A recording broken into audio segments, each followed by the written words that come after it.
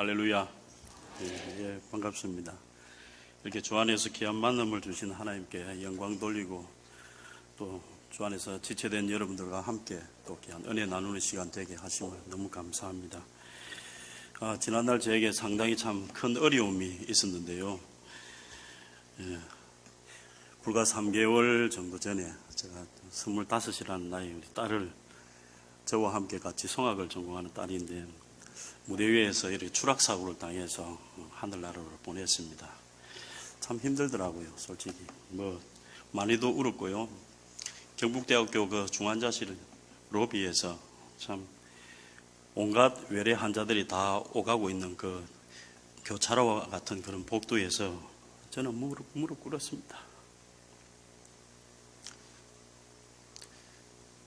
제가 서울에서 사고 소식을 듣고 대구로 내려와서 경북대학 병원에 가니까 주치의가 저보고 불러놓고 하는 말이 마음에 좀 하라는 겁니다. 아니 상황적인 설명도 없이 왜 갑자기 그런 얘기부터 하느냐. 나중에 듣고 보니까 이미 의사들 자신들의 의술로서는 이미 더 이상 손 쓸 상황이 아니라는 것이죠. 수술 상황도 아니고 도대체가 의식이 없는 상태에서 만약에 의식을 회복한다 하더라도 폐와 간이 손상이 너무 심하기 때문에 자가 호흡이 어렵다는 것이었습니다. 그래서 우리 아이가 아직 젊고 심장이 뛰고 있는 그것 하나, 우리 송이가 심장이 뛰고 있는 그것 하나만 바라보고 기도했습니다. 아마 제가 참 믿음의 동력자들한테 제가 이런 상황을 처했으니까 함께 기도해달라고 부탁을 했을 때 우리 아마 조상원 목사님께서 우리 함께 기도하는 성도들에게 그렇게 간구하고 기도해 주신 줄 압니다. 이 자리를 빌어서 제가 참 깊은 감사의 말씀을 드리고자 합니다. 딸을 보내고 나니까요, 하나님께서 바로 죄인된 나를 위해서 아들을 희생하신 그 마음을 조금 이해가 되더라고요. 조금 알만해요. 조금 깨닫게 되는 것이죠. 그 아버지의 마음이 어떤 마음인지 제가 참 깨닫게 되더라고요. 그래서 여러분들이 기도 많이 해주시고 또 저 자신과 저 아내와 남아있는 동생 다희를 위해서 계속해서 좀 기도해 주셨으면 좋겠습니다. 목사이기 때문에가 아니라 여러분, 목사이기 이전에 하나의 아빠고 가정을 이끌어가야 할 가장이고 또 연약한 사람에 불과합니다. 내가 잘한들, 제가 힘이 있던들, 제가 능력이 있어도 하나님의 그 연약함에도 못 미치는 연약한 존재 아닙니까? 그래서 우리는 끝없이 하나님 앞에 매달릴 수밖에 없는 존재라는 것을 다시 한번 깨닫게 됩니다. 우리 절대 하나님 앞에 내가 잘났거니 하면서 교만할 수 있는 그런 인간이 아니라는 걸 우리가 알고 살았으면 참 좋겠다. 그렇게 생각합니다. 예, 말씀을 생각하겠습니다. 여러분, 왕따를 당해 보신 적이 있습니까? 우리 학생들은 학교에서, 우리 직장인들은 또 직장에서, 또 동아리 모임이나 사회 일반 단체나 집단에서 나 자신이 참 왜 혼자만 이렇게 고민해야 하고 아무도 내 편에 있지 않는 것 같고 나는 왜 이렇게 혼자일까? 왜 남들은 나를 다 싫어할까? 왜 좋은 자리에 함께 하지 아니할까? 나를 불러주지 아니할까? 여러분, 그런 왕따를 당해보신 적 있습니까? 왕따의 어원은 우리가 알 수 없습니다.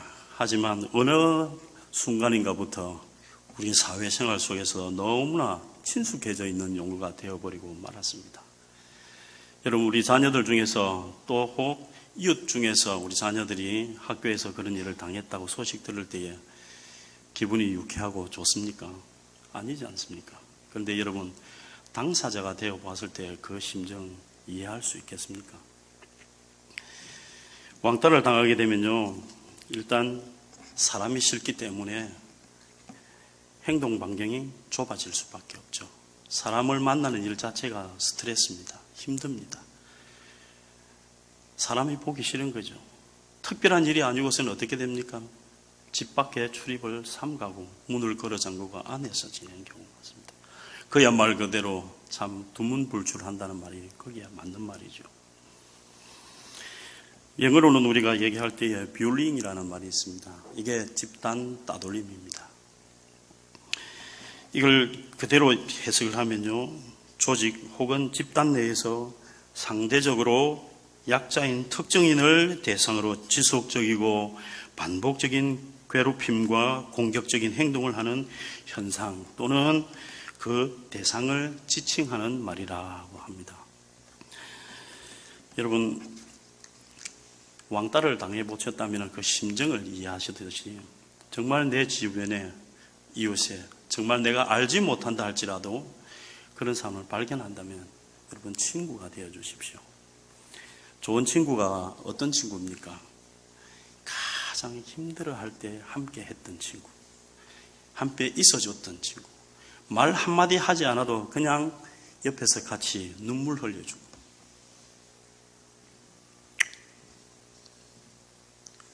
제가 힘들 때 옆에서 같이 울어줬던 사람, 여러분 그런 사람이 더 오래 기억에 남습니다.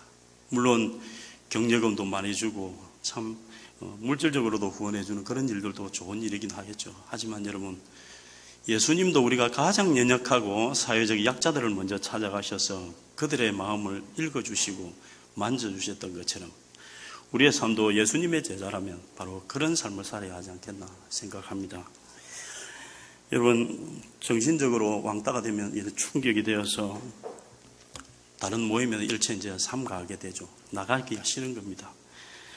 그런 어려움을 당하다 보니까 정말 우리가 소위 말하는 집 안에서 방콕의 생활하고 사람 만나기 싫어서 사람 보기 싫어서 점점 폐쇄성이 있는 그런 마음을 가지고 살아가고 있는데 가해자는 어떻습니까?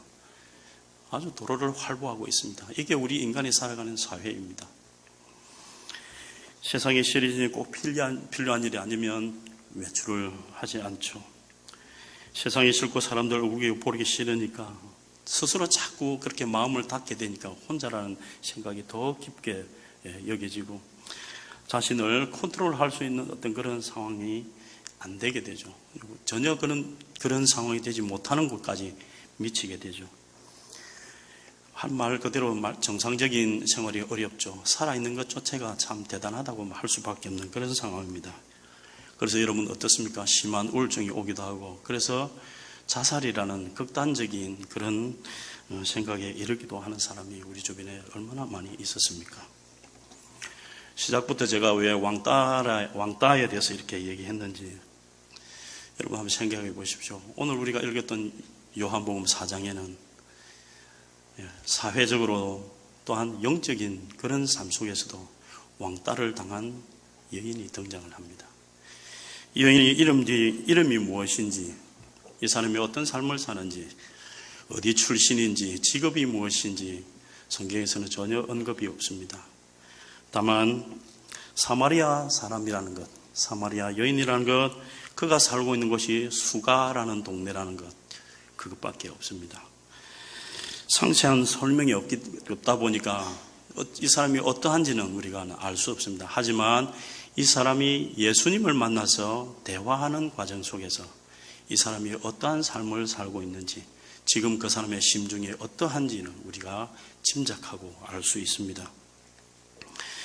그녀를 두고 성경학자들은 아마 창녀였을 것이다 이렇게 얘기하는 경우도 많이 있고, 그냥 인생에 실패한 여자요, 많은 남자들과 상대함으로써 상처도 받고 정말 소외된 한 사람에 불과하다, 그런 얘기도 많이 있습니다. 어쨌든 이 여인이 참 기구한 운명을 살고 있다는 것, 모든 사람들의 시선이 따갑고 괴롭기 때문에 왕따라는 표현을 통해서 제가 이 사람의 심중을 같이 하는 마음으로 이 사람을 만나준 예수님의 마음은 어떠한지, 또 이 여인이 예수님을 만나고 난 뒤에 삶이 내면이 어떻게 달라져 가고 있는지, 그에 대해서 말씀을 여러분들과 함께 나눠보고자 합니다. 그녀는 인간관계가 참 복잡하고 다양한 그러한 삶 가운데서 상처도 많이 받고, 또 그 상처로 인해서 정말 살아갈 의욕조차도 상실한 가운데, 또한 그녀의 영적인 내면 속에서도 만족함을 줄 수 없는 어떤 그런 삶을 살고 있었습니다. 아까도 제가 던전 말이죠. 죽지 못해서 그냥 산다는 말. 그게 참 적합한 말이지 않겠나 그렇게 생각합니다. 그녀의 하루하루가 눈물과 탄식과 참 상처로서 얼룩져가고 있는 그런 절망 가운데 살 수밖에 없는 그 여인. 그녀는 사람들이 시선이 싫었고 두렵기 때문에, 그래서 여러분, 남들이 다니지 아니하는 그 뜨거운, 우리 성경에서는 육시라고 되어 있는데요.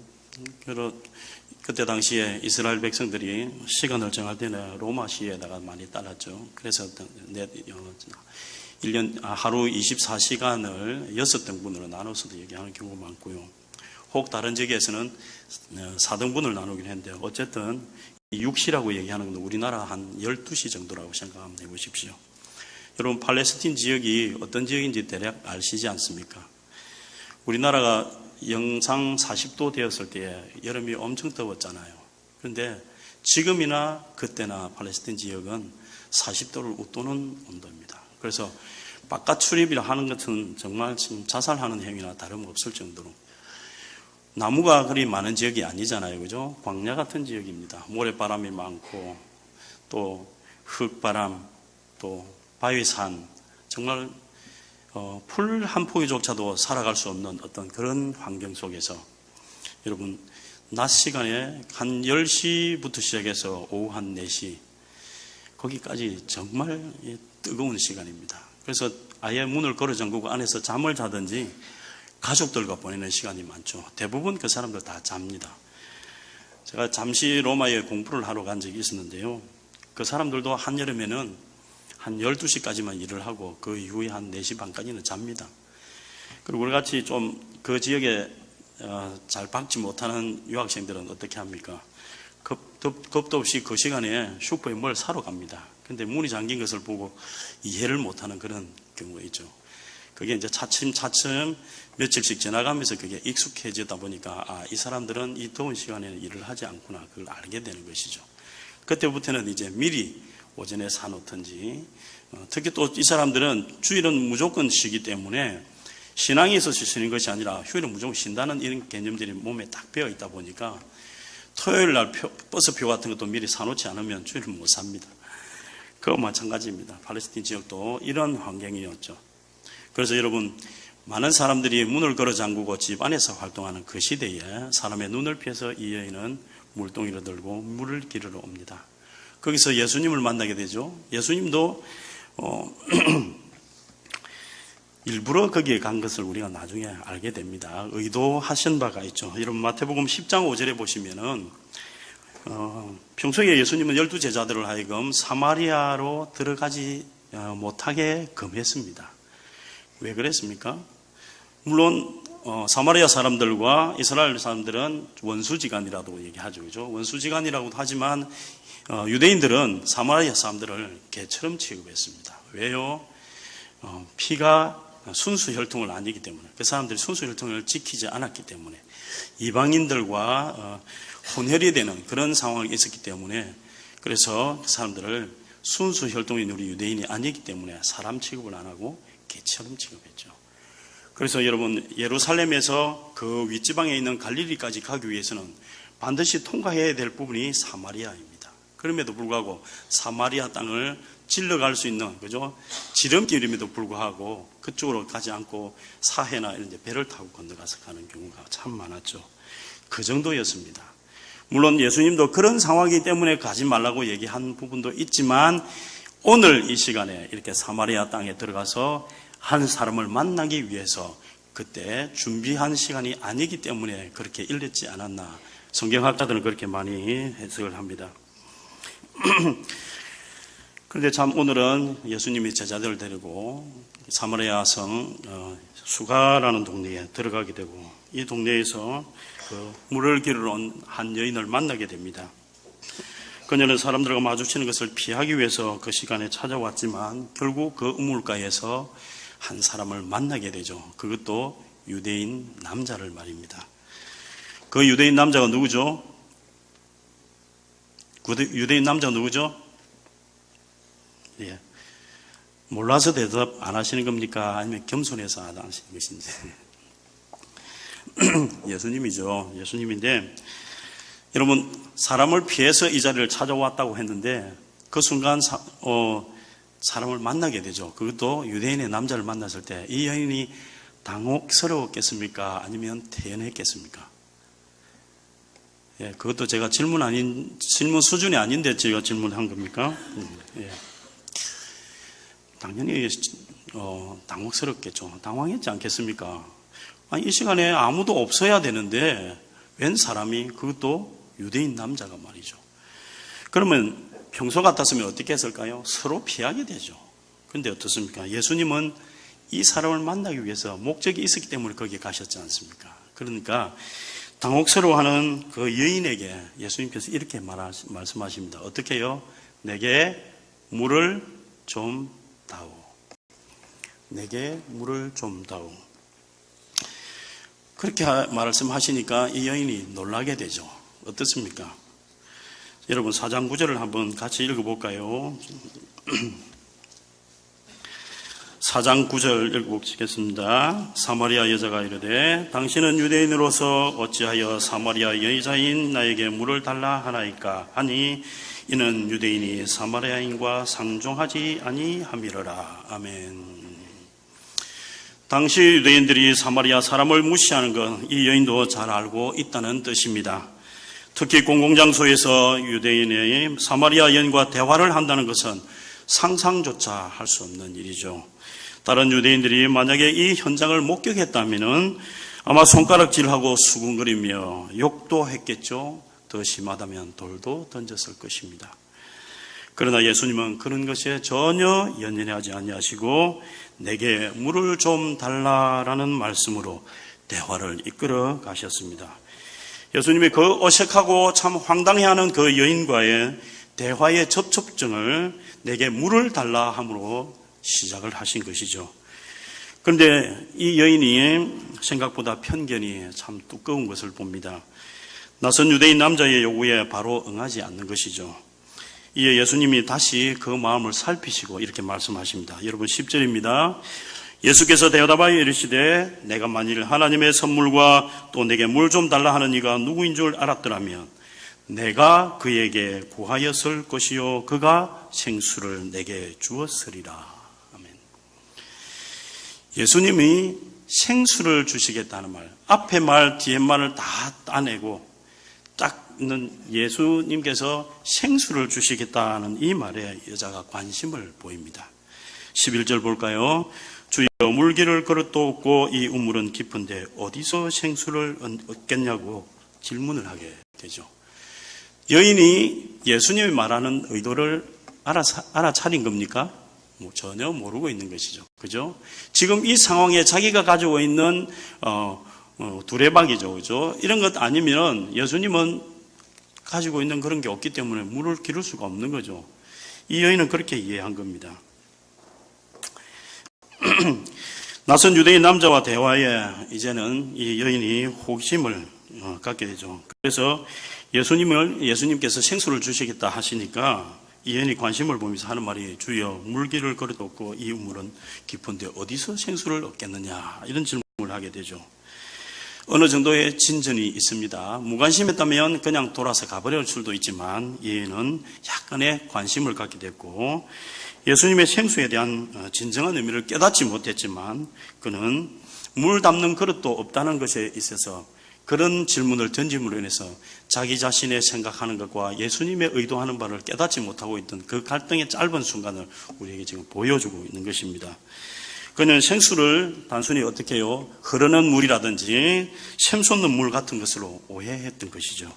그래서 조상 야곱이 파놓은 우물을 자자손손 지금까지 마시며 살아왔는데 그런 야곱보다 당신이 더 큰 사람입니까? 라고 질문까지 했습니다. 그녀의 어려운 질문은 핵심을 비껴간 것이죠. 예수님의 신분에 대해 뭔가 살짝 암시하는 바는 있습니다.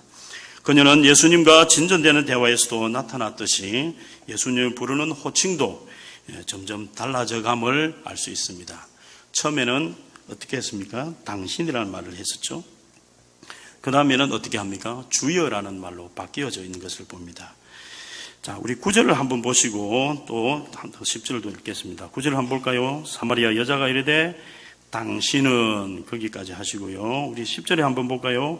예수께서 대답하여 이르시되 내가 만일 하나님의 11절입니다. 여자가 이르되 어떻게 해요? 주여. 네. 분명히 당신이란 말과 주여라는 말이 달라졌다는 것은 짧은 대화의 시간에 이 여인이 뭔가 예수님의 신분에 대해서 궁금증을 가지고 있었고 뭔가 이해할 수 없는 어떤 그런 부분에 대해서 자신이 궁금하다는 것을 이렇게 표출하고 있는 것이죠. 그녀는 10절에서 생수 이야기를 들은 후에 그녀는 11절에서 부르는 호칭을 주여라고 바꾸어서 부르게 됩니다. 그녀에게 뭔지 모르지만 그분이 보통 사람이 아닌 것 같다라는 것을 생각했지 않겠나, 그렇게 생각이 되죠. 여러분 15절 한번 볼까요? 여자가 이르되 주여 그런 물을 내게 주사 목마르지도 않고 또 여기 물 기르러 오지도 않게 하옵소서. 이 사람이 정말 영육의 갈급함을 여기서 드러내고 있는 것을 우리가 보게 됩니다. 여러분 조금 달라졌습니다. 이 여인이 자신의 갈급함을 강구하는 단계까지 이르렀다는 것이죠. 정말 그녀의 인생은 그동안 외롭고 고달프며 갈급했다는 것을 그대로 보여주는 것입니다. 무엇으로도 해소되지 않던 타는 목마름이 그녀에게 있었다는 것이죠. 그런데 그 갈증을 영원히 해결해주는 생수가 있다는 말에 그녀는 자신이 그 물을 마시게 해달라고 간청했던 것입니다. 그런데 재미있는 것은 예수님의 반응입니다. 참 이상하기도 하고 엉뚱하기도 합니다. 여기서 예수님은 그녀의 간구에 대한 답변보다 전혀 엉뚱한 말로 요구를 하고 계시기 때문에 그렇습니다. 우리 16절을 한번 볼게요. 16절 이르시되 가서 어떻게 해요? 내 남편을 불러오라. 아니 생수를 달라고 하는 여인에게 갑자기 남편을 데려오라 하십니다. 이 상황에 그녀의 남편은 왜 찾으시냐 말이죠. 14절에 보시면 내가 주는 물을 마시는 자는 영원히 목마르지 않고 영생하도록 하는 샘물이다 라고 말씀하시고는 대뜸 내 남편을 데려오라 하시니 너무 생뚱맞고 뜬금없는 말 아니겠습니까? 아니 분위기 파악 안 되는 사람도 아니고 생수 얘기하다가 왜 갑자기 여인의 상처를 건드리느냐 말이죠. 그런데 여러분 예수님의 그 한마디 그 여인의 중심을 찔러 깨우는 비수가 되었습니다. 예수님은 그녀의 영적 파산 상태를 깨닫게 하여 영적인 회복이 있길 바라셨던 것입니다. 그래서 그녀 영혼의 필요를 채우시고 만족시키기 위한 은혜의 말씀을 건넨 것입니다. 그 여인은 순간 정신이 번쩍 들었던지 아니면 망치로 머리를 한 대 맞은 듯 했을지도 모릅니다. 중요한 것은 그 상황에서 그녀가 솔직한 답변을 했다는 것입니다. 17절에 한번 볼까요? 나는 남편이 없나이다. 여러분 무엇보다 현재 자신의 모습을 발견하고 인정한 대답이 바로 이 대답입니다. 아마 예수님이 기다렸던 대답이었을 것입니다. 이에 예수님은 그의 거짓없는 대답을 옳다 하시고 너에게 남편 5이 있었고 지금도 다른 남자와 살고 있지만 내 남편이 아니니까 너의 말이 참되도다 라고 하셨습니다. 여러분 저를 한번 보십시오. 거듭남의 비결은 자신의 죄를 고백할 때 시작이 됩니다. 성도의 영적 갱신도 말씀의 거울 앞에서 자신의 죄와 허물을 발견하는 것으로 시작합니다. 우리의 신앙이 어떻습니까? 하나님 앞에서 나 자신이 죄인이라는 것을 인정할 때 시작이 되는 것입니다.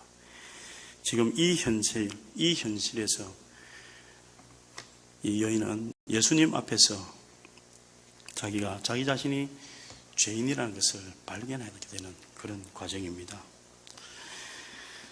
자신은 소외되고 기구한 인생의 모든 것을 참 숨기고 싶고 감추고 싶고 드러내고 싶지 않은 그런 상황이었지만 예수님이 내 남편을 데리고 오라고 한 그 말에 자신이 남편이 없다고 대답한 것은 자신은 죄인이라고 인정한 것과 다를 바가 없습니다. 아니 도대체 이분이 어떤 분이시기에 나의 과거와 현재를 다 알고 계실까? 놀라울 수밖에 없지 않습니까? 결국 그녀는 이제 선지자라는 호칭까지 하게 됩니다. 19절을 여러분 한번 보실래요? 그 헬라어 원문으로서 그대로 직역한다면 주여 내가 자세히 보니 당신은 선지자입니다. 또 여기서 자세히 보니라는 말은 오랜 시간 목적을 가지고 생각하며 보았다는 뜻입니다.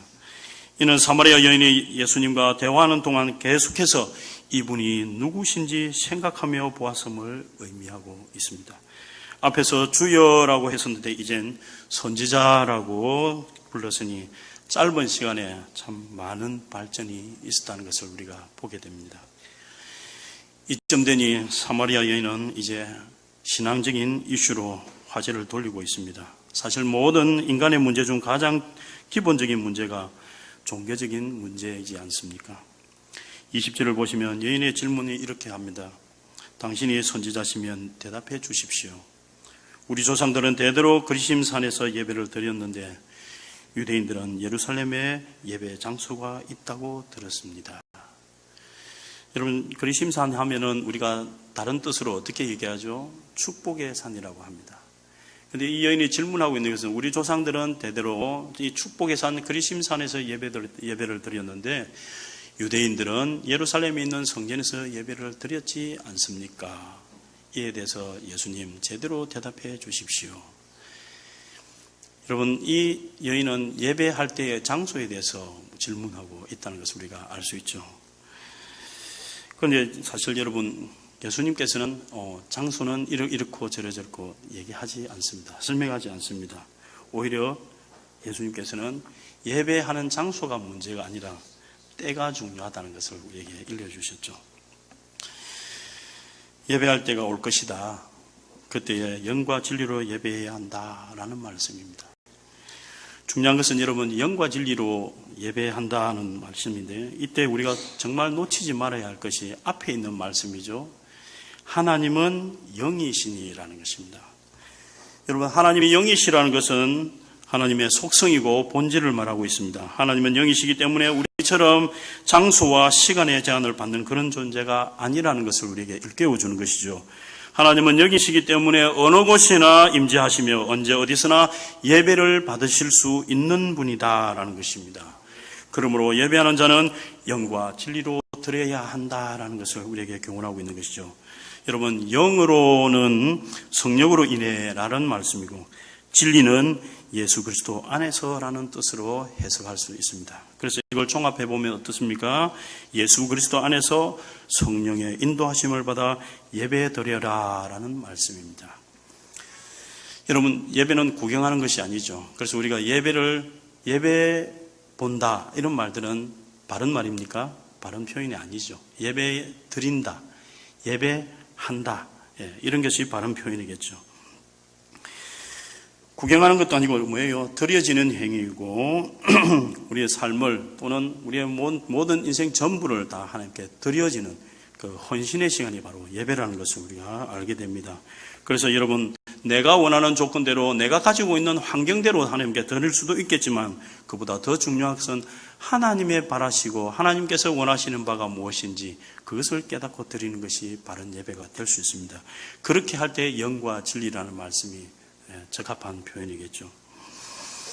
우리가 하나님께, 영이신 하나님께 우리가 영과 진리로 나아갈 때에 하나님과 깊은 관계가 될 수 있고 연합이 되는 귀한 시간이 되리라 믿습니다. 그래서 우리의 예배는 하나님과 인간이 만나는 영적인 결합이요 연합이 되는 귀한 시간이라는 것을 우리가 알아야 합니다.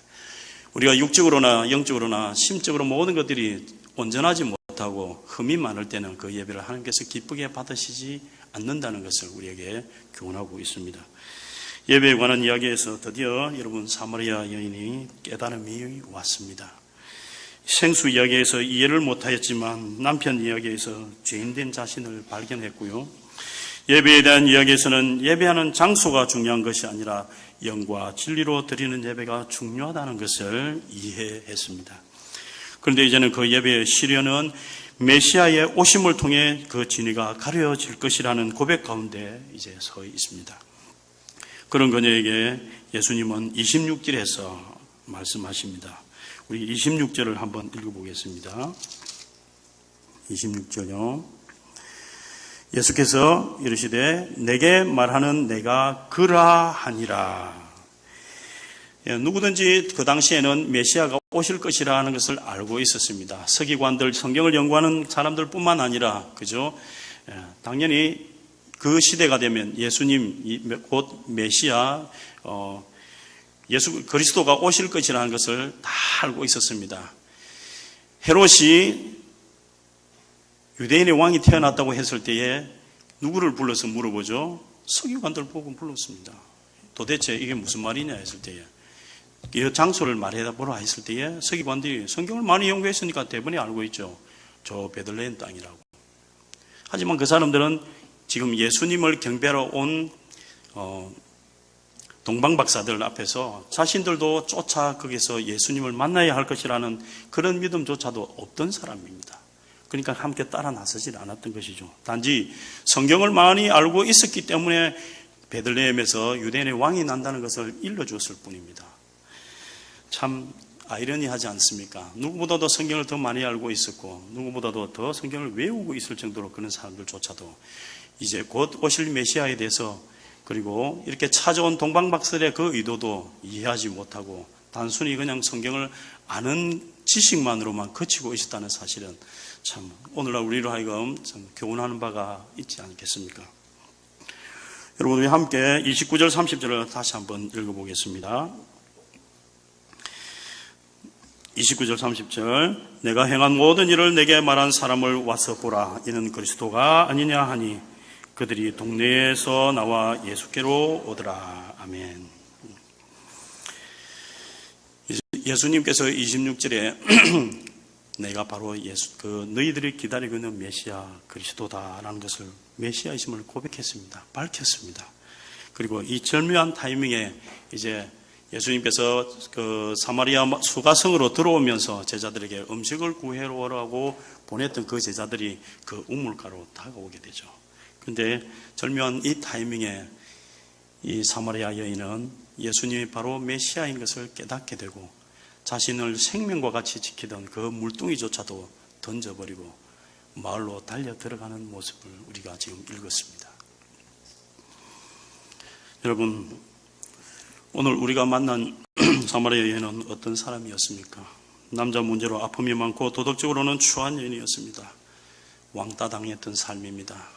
정말 죽지 못해 살아가는 그런 인생이었습니다. 그래서 사람들과 상종할 수도 없었고 사람들의 눈을 피해 다녀야 할 만큼 참 외롭고 쓸쓸하고 실패한 인생처럼 살았습니다. 유대인들뿐만 아니라 사마리아 사람들에게조차 사람 취급을 받지 못하며 살았던 여인입니다.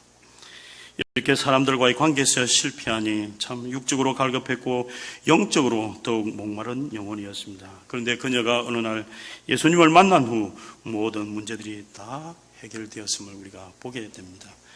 남자들에게 버림받은 상처와 무너진 자존감도 자신을 인격적으로 대해준 그분으로 인해 회복되었습니다.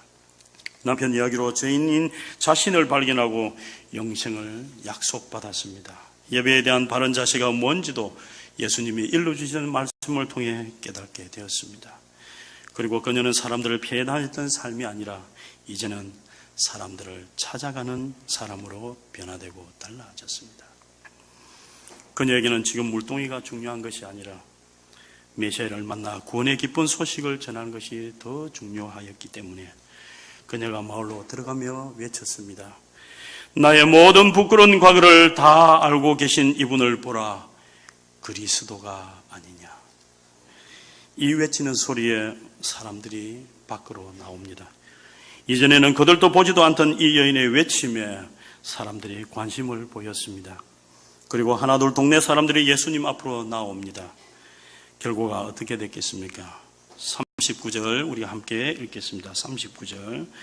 여자의 말이 내가 행한 모든 것을 그가 내게 말하였다 증언하므로 그 동네 중에 많은 사마리아인이 예수를 믿는지라. 할렐루야. 아멘. 사랑하는 성도 여러분, 여러분은 예수님을 만나셨습니까? 네. 그렇다면 지금 어떻게 달라진 삶을 살고 있습니까? 믿음을 가진 후 분명히 달라졌다는 것을 여러분 확신하십니까? 그래서 달라진 삶을 살고 있습니까? 왕따였던 사마리아 여인처럼 여러분의 아픈 과거는 모두 치유되셨습니까? 하나님 앞에서 나는 죄인임을 인정하십니까? 예배 드릴 때 영과 진리로 드리는 예배를 경험하고 계십니까? 날마다 구원의 은혜에 감사하며 복음의 증인된 삶을 살아가고 계십니까? 저와 여러분은 이런 무수한 질문들 속에서 영적 자유함이 있어야 합니다. 교회를 몇 년 다녔느냐가 문제가 아닙니다. 직분이 무엇인가는 더욱 아닙니다. 말씀을 얼마나 들었냐도 아닙니다. 성경을 얼마나 많이 외우고 알고 있느냐도 역시 아닙니다. 지금 말씀을 따라 행하고 있느냐가 더 중요하고 말씀 앞에서 얼마나 달라지고 있느냐가 중요합니다. 이것은 신앙생활 연수가 해결해 주는 것도 아니고 직분으로 해결될 문제도 아닙니다. 말씀을 많이 듣는 것도 필요하고 성경을 많이 아는 것도 필요합니다. 그러나 듣는 만큼 성숙해지고 아는 만큼 달라져야 한다는 사실을 기억하십시오. 오늘 말씀에서 사마리아 여인에게서 배우는 교훈이 있다면 여러분 한 가지라도 가지고 돌아가십시오. 죄인된 삶을 청산하고 예수 그리스도의 증인된 삶으로 달라지는 것입니다. 예배 드리는 것을 더 사모하십시오. 예배 시간을 더 잘 지키는 성도가 되십시오. 예배가 있는 날은 다른 스케줄을 잡지 마십시오. 주일 예배는 더욱 생명같이 지키십시오. 예배 드릴 때 성령의 인도하심을 기대하며 나아가십시오. 그리고 예수 그리스도를 전하는 전도자가 되십시오. 내가 주님을 만날 우물가는 바로 여기 양지중앙교회라는 것을 여러분 기억하십시오. 그래서 더욱더 이 자리를 사모하시고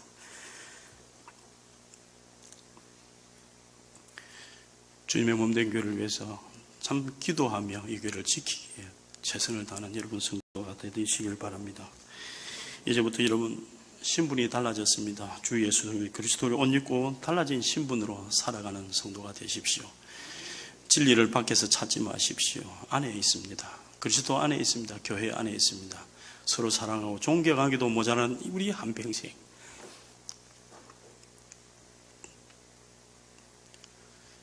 서로 헐뜯고 욕하고 교회 안에서 여러분 왕따를 만들어서는 절대 되지 않습니다. 하나님은 그런 집단을 원하시지 않습니다. 사랑하지 않습니다. 사도 바울이나 참 예루살렘 교회 지도자들이 참 목놓아 외쳤던 것이 무엇입니까? 교회 공동체가 하나 되지 못하는 것을 참 가슴 아프게 생각했습니다. 우리 조상원 목사를 중심해서 우리 장로님과 여러분 성도들 참 우리 양지중앙교회는 온 성도가 다 하나가 되어야 합니다.